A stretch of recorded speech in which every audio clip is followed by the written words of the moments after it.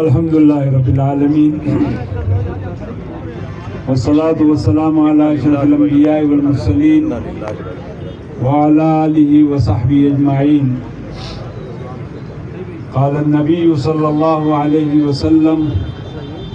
العلماء ورثۃ الانبیاء او کما قال علیہ السلام. میرے واجب الاحترام حضرات علماء کرام، برادران اسلام، آج ہم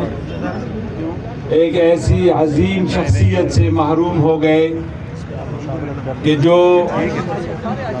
یقیناً ہمارے اکابر اور ہمارے اسلاف کی نشانی بھی تھے اور نمونہ بھی تھے، کہ جن کی ساری زندگی دین اسلام کی خدمت، دین اسلام کی اشاعت، دین اسلام کی ترویج، دین اسلام کی تبلیغ میں صرف ہوئی. حضرت مولانا عبد المعبود صاحب نور اللہ مرقدہ، کہ یقیناً ہم نے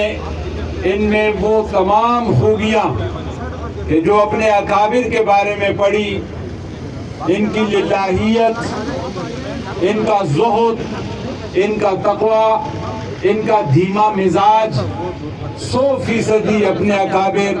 اور اپنے اسلاف کا نمونہ تھے. اور جو سب سے بڑی چیز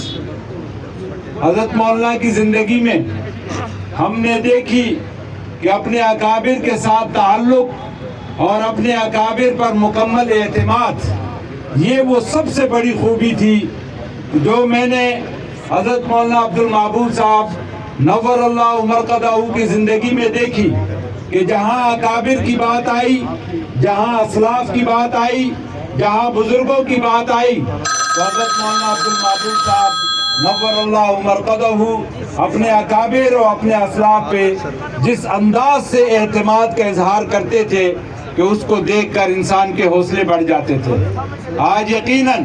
میرے بھائی، میرے عزیز مولانا خلیل الرحمان صاحب، مولانا مسعود الرحمان صاحب، ان کے لیے یہ بڑا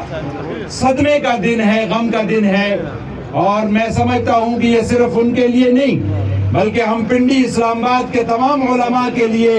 علماء کے طبقے سے تعلق رکھنے والوں کے لیے یہ آج صدمے کا دن ہے، یہ غم کا دن ہے. اور میں اپنے بھائی مولانا خلیل الرحمان صاحب، مولانا مسعود الرحمان صاحب اور ان کے تمام پسماندگان کو یہ یقین دلاتا ہوں کہ آپ کے غم میں ہم برابر کے شریک ہیں اور دعا گو ہیں کہ اللہ جل شانہ حضرت والا کے تمام دینی خدمات کو شرف قبولیت نصیب فرمائے اور آنے والی منزلیں حضرت والا کے لیے اللہ آسان فرمائے اور قبر کو جنت کا ٹکڑا بنائے. وآخر دعوانا ان الحمدللہ رب العالمین.